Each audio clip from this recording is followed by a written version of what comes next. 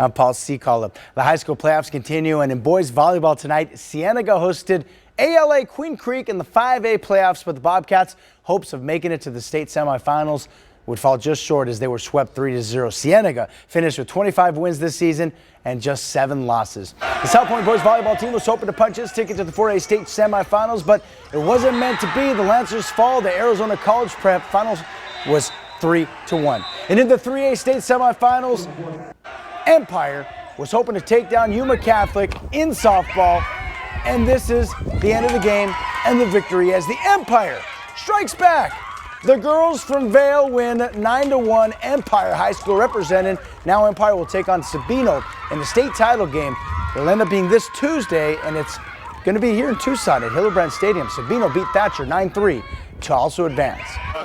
And this is the face I make when Matt Broad has a rainy forecast.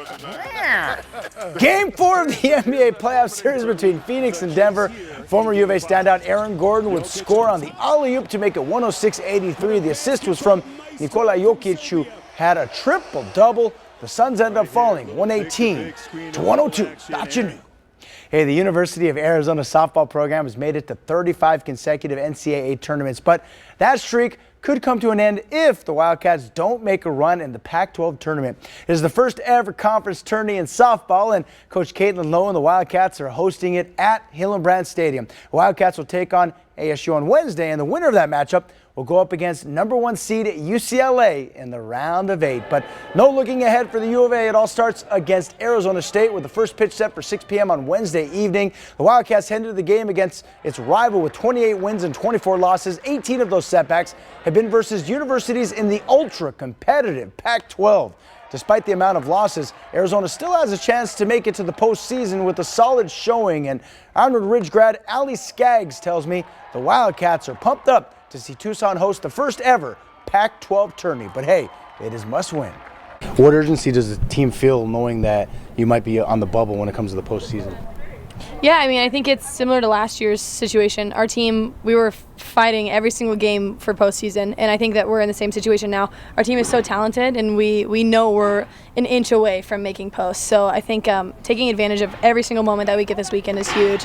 Can't take anything for granted, can't look past any teams. The whole Pac-12 is a great conference, and so there's no teams that are easy to play. So there's a lot of urgency, like there's a lot on the line, and we want to continue the streak that we have Arizona softball, which is winning.